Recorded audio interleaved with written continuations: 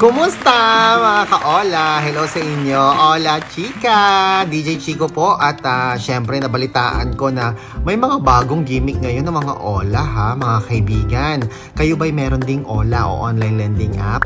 Alam nyo ba, isa daw po ito sa mga style nila, yung padadamahin ka nila, no? So, hirap ka na magbayad, tama. So, nahihirapan ka na magbayad. Ang gagawin nila ngayon, bibigyan ka nila ng mga pa-offer na you are approved for this amount, kindly settle your previous account, no?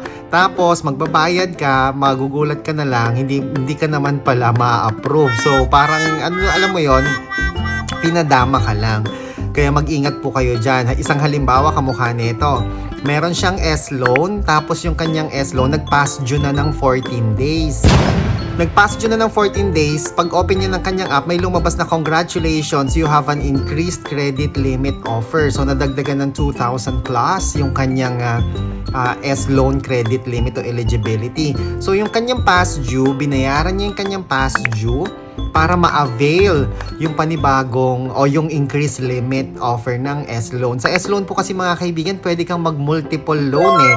Hanggat meron kang available withdrawable loan dyan, pwede mong i-avail yan, mga 2,000 lang minimum or 3,000 lang.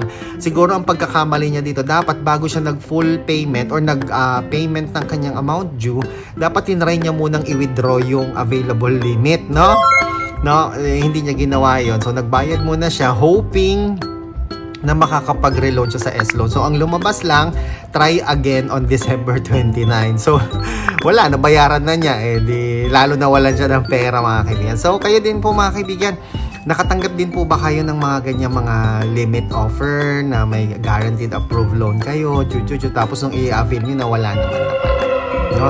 So isa po yan sa mga style ngayon para makasingil po yung mga Ola sa inyo.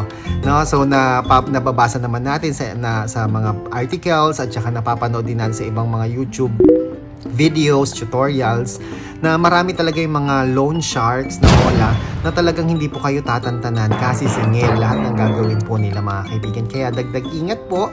At ano bang Ola meron kayo mga kaibigan?